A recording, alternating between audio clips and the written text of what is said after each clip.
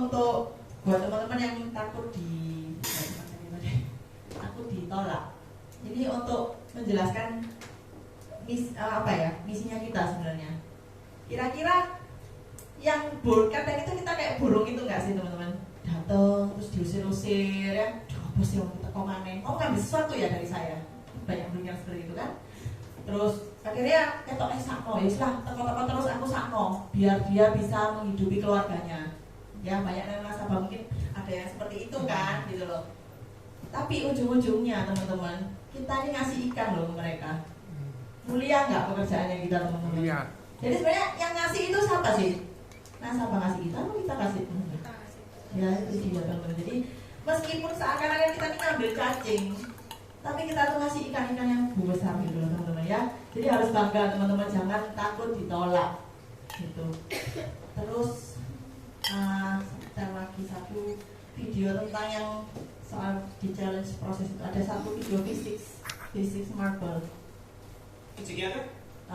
Ini menit ke 1:07. Whereas this oh sorry nggak sebelumnya 37 points.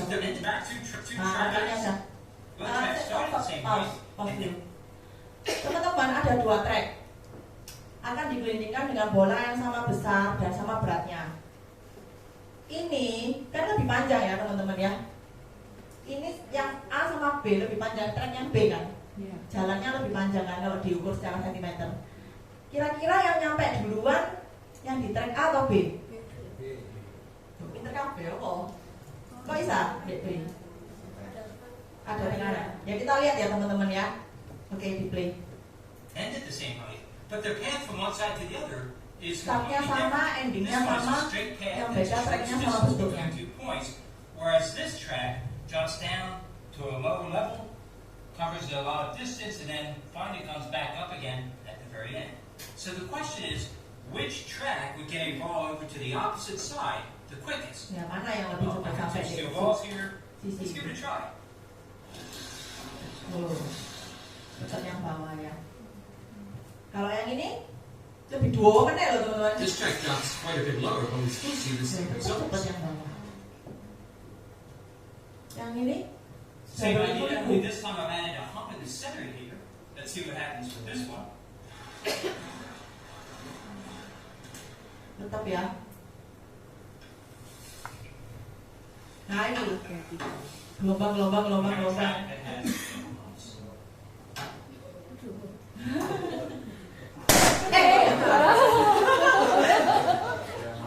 Ya jangan marah dong balon. Ini teman-teman tambah wake.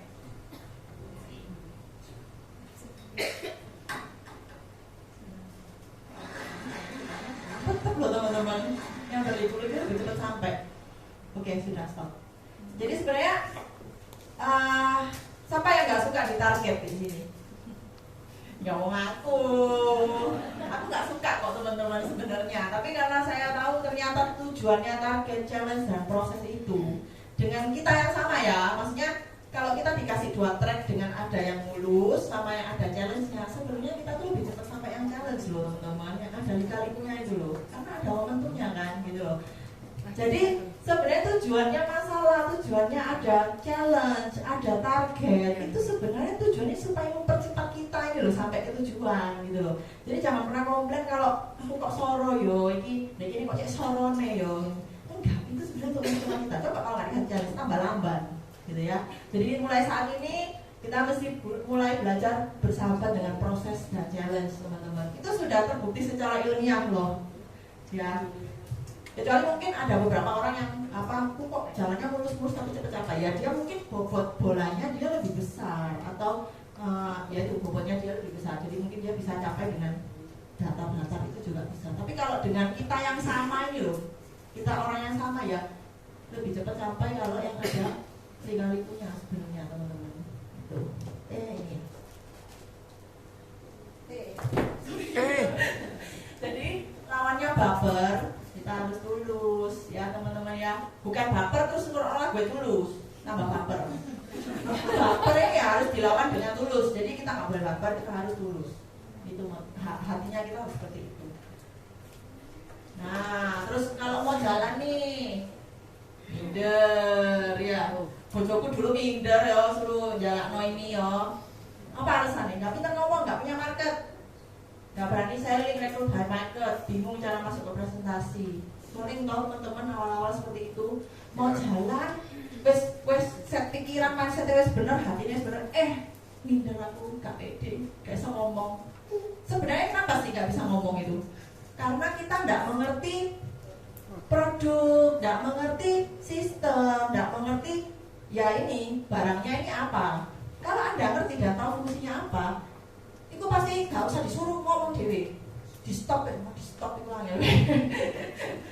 Jadi harus ini lawannya nggak pintar ngomong ya, kita harus nambah pengetahuannya kita minimal gitu loh, supaya kita ini bisa share, tahu cara komunikasi yang baik seperti apa. Terus harus dilatih, nggak cuman tahu-tahu aja, tapi kita nggak pernah praktek. Nah itulah role play sama leader, sama teman, sama siapa itu.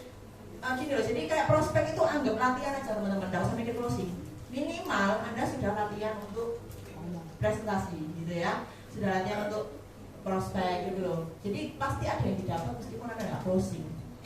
Akhirnya setelah punya skill, punya pengetahuan ya pasti bisa menjalankan gitu. Jadi sebenarnya nggak minta ngomong cuma alasan aja, kok udah punya mulut. Coba suruh gosip, aku iter ngomong, nggak mandek-mandek ya, sampai kuping nggak mandek-mandek.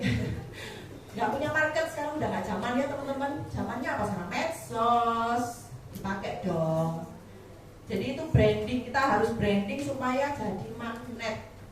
Branding itu kayak medsos itu magnet kok. Kadang kita nggak usah kayak zaman dulu ya, door to door. Sekarang itu medsos dipakai teman-teman.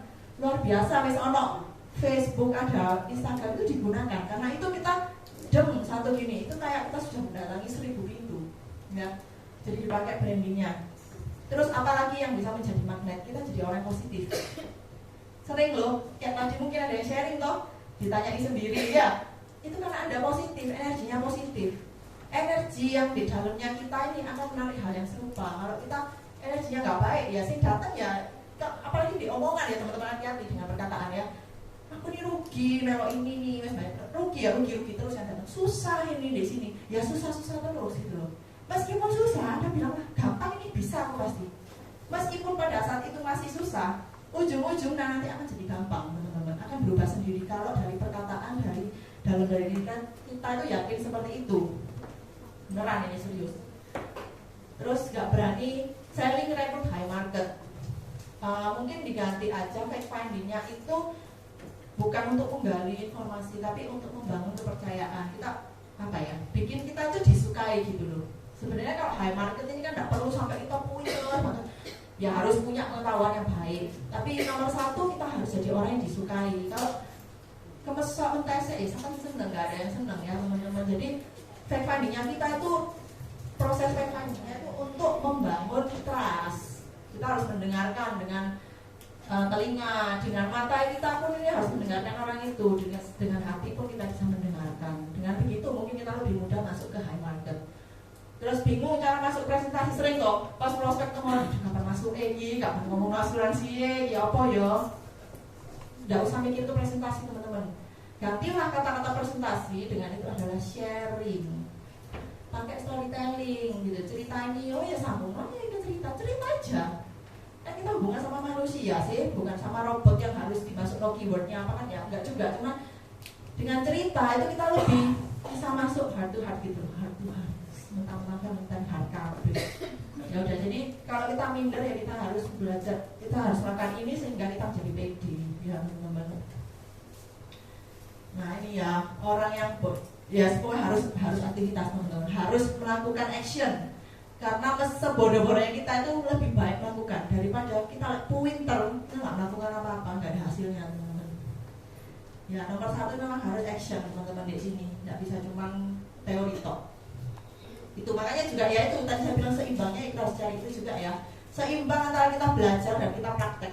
Itu di sini kita belajar itu juga teman-teman. Nah ini kalau ini saya kasih contoh untuk selling, biasanya seperti ini kan. Anggaplah seperti kita ini kayak petani. sebelum menanam itu kita tahu dulu tanahnya seperti apa, anginnya seperti apa, kita tanam di lokasi apa, bibit apa yang kita tanam. Sama halnya dengan kita mengenali nasabah.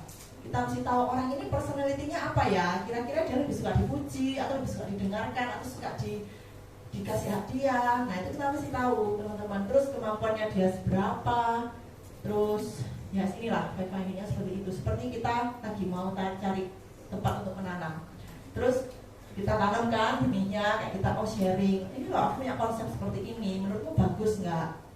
Itu kita. Nah ada yang gini kayak petani itu semua dia tanam gini, masa semua ya tumbuh? Nggak tentu kan. Ada yang nggak tumbuh, ya ada yang tumbuh gitu loh. Nah kita harus banyak-banyakan menanam teman-teman. Dan yang kita tanam itu apa kita harus tahu. Jangan berharap Anda tanam tauge terus bisa memanen durian.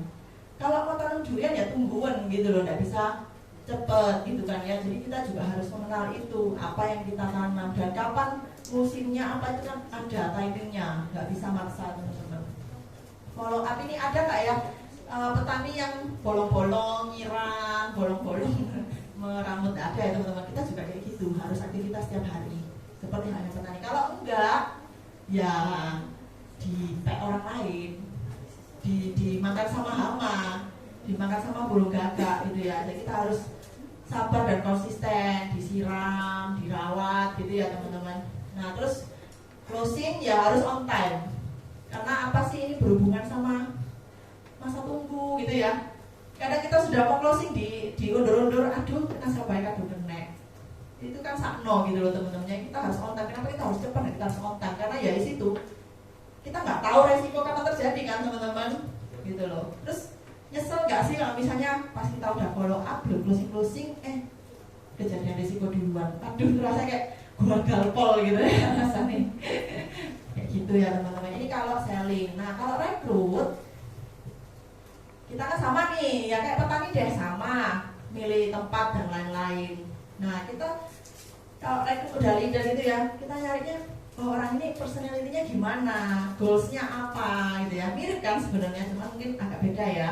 Nah terus agentnya itu ditaruh di suatu sistem, kayak dimasuk di greenhouse. Nah ini kayak agent di situ. Nah kayak ada di sini masuk greenhouse kayak gitu ya. Terus ditanamkan konsep apa sih yang di agent sini seperti apa, terus bawa ikut sistem seperti itu kalau rekrut.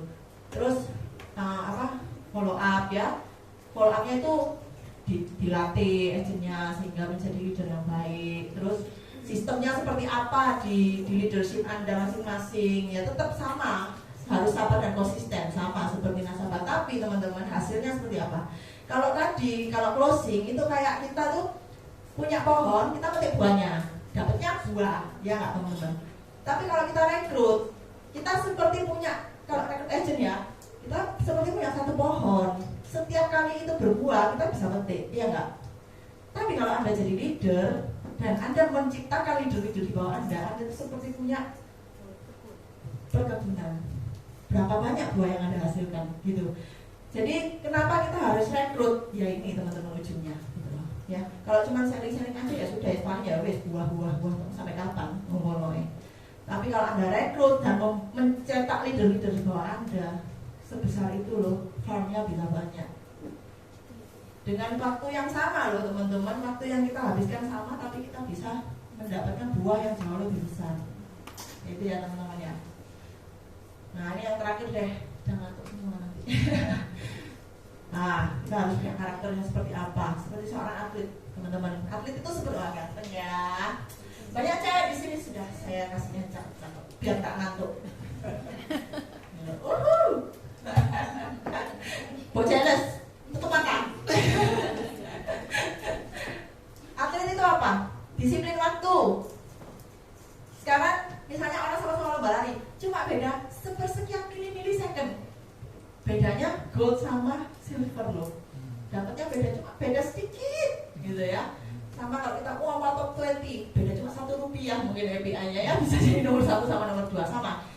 Dan setelah lewat 31 Desember tank gitu ya, masuk tahun baru lagi. Jadi kita harus benar-benar ini disiplin waktu bukan cuma untuk promosi, bukan cuma untuk kontes promosi itu wajib, itu pasti di luar kepala kita sudah masuk alam bawah sadar pasti. Tapi jangan lupa teman-teman, nasabah itu juga punya waktunya sendiri, gitu loh. Ya karena itu ya tadi yang aku cerita itu kenapa kapan resiko terjadi kita nggak tahu, jadi kita harus cepet-cepetan. Terus harus tahu kriterianya, agensi update harus tahu, prosedurnya seperti apa harus tahu, dan apa yang misalnya kayak mau recruiters club gitu, apa kriterianya? Ya mungkin harus rekrut minimal 3 dan harus aktif ini. Harus tahu teman-teman, karena itu kriteria untuk menjadi juara. Kan semua atlet itu mosok ono sih, aku nomor 5 ini. Aku tak latihan yo, soro-soro terus aku sih nomor 5 enggak apa-apa. Enggak ada loh teman-teman, semua mau jadi nomor 1. Kita harus punya karakter seperti itu ya teman-teman ya. Semua harus jadi number 1. Minimal ya dari hal kecil dulu ya, di kantor dulu itu kan number 1, nanti regional ya, nanti nasional. Kita harus punya karakter seperti itu teman-teman, dan harus tunduk pada peraturan. Tapi ya kreatif, ya wis tau lah jenis asuransi yang kreatif, tunduk sih tapi kreatif. Terus teori dan praktek harus repeat supaya membentuk suatu ketahanan. Kalau Anda cuma ditolak sekali terus ya wis mundur, itu tidak akan bentuk suatu ketahanan teman-teman ya. Yang membedakan sukses di sini apa enggak ya, itu endurance. Bisa jadi six pack kayak gini mosok ya cuma sit up sekali. Ya enggak loh. Ratusan kali modal tiap hari baru jadi gini indah-indah begini. Nah, terus kita juga punya apa, kalau atlet punya fighting spirit untuk overcome masalah dan untuk mengatasi hal-hal yang mustahil. Ya kayak saya, ya fighting spirit itu contoh gini loh, kayak US final sprint biasanya ya. Terus November kayak aku kemarin nih, November 800, omset timnya 800 banget, deposit 400 ki opo. Tapi ya sudah, tetap jalani, fight terus. Ya kayak capek juga teman-teman gitu loh. Dan pasti banyak lagi cerita-cerita sih mungkin lebih dahsyat dari itu gitu. Kalau sing kurang 800 gitu ya. Tapi ya saya capek karena ada fighting spirit teman-teman. Saya minta disetelin lagi satu video yang ini banyak videoku film kartun karena Mama Rempong biasa.